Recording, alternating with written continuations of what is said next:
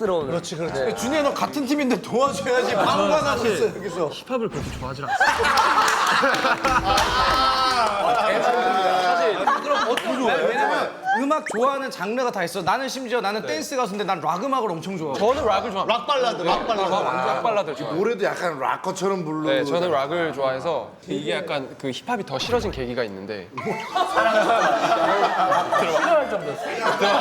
원래는 좋지도 싫지도 않았었는데요. 블링블링이라는 굉장히 센 힙합 곡으로 저희가 컴백을 했었어요. 근데 굉장히 센 안무와 그런 뭔가 센 래핑과 그리고 보컬도 약간 래퍼같이 불러야 되는 그런 느낌이었었는데 여러 가지로 그 힙합을 하면서 좀 트라우마가 생겨가지고 근데 이번에 사랑을 했다 때는 제가 좀 이쁜이었거든요. 힙합 막 센 힙합이 아니잖아요. 할 수 있는. 네. 찾은 거였어. 막 이런 센 힙합 뭐 이런 힙합. 나한테 맞은 힙합을 찾았구나. 우리한테 비아이도 그렇게 힙합 느낌은 아니에요. 그렇게 힙합 느낌은 아니에요.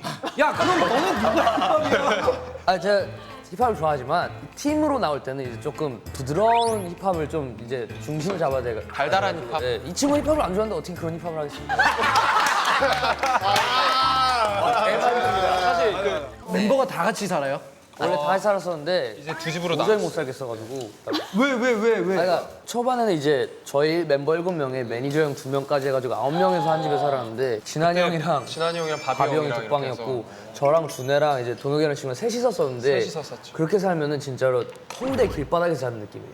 네, 제가 워낙 어질러놨어가지고 방을. 깔끔하지 않은데 이거 그래서 제가 가끔 이거는 사는 게 아니야. 사는 게 아니야. 그 진짜 그런 좀 충돌이 좀 잦았던 것 같아요. 너 눈웃음 많이 어렸을 때부터 눈웃음 많이 친다는 소리 들었지 너. 네. 이거 애교살 이게 접히게 슥 들어가는 거. 많이 접히시는데. 나 이쯤인데 잘 티가 안 나가지고. 옛날에 너 다 접히지 다 접혀.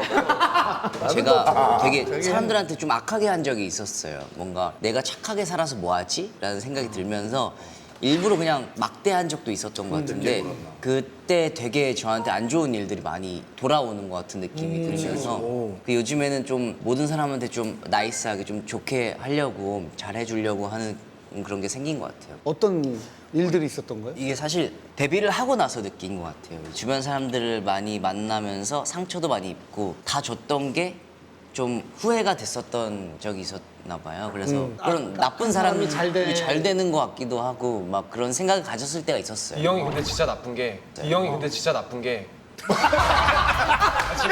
나 기름을 붓는구나. 제가 진행이 이렇게 되면 갑자기 생각이 났는데 이 말을 들으면서 연습생 시절에 정말 진지하게 제가 앞에 있었는데 그런 말을 했어요. 이쪽 일에서 성공을 맛보려면은 구준애랑 비아이 같아야 돼.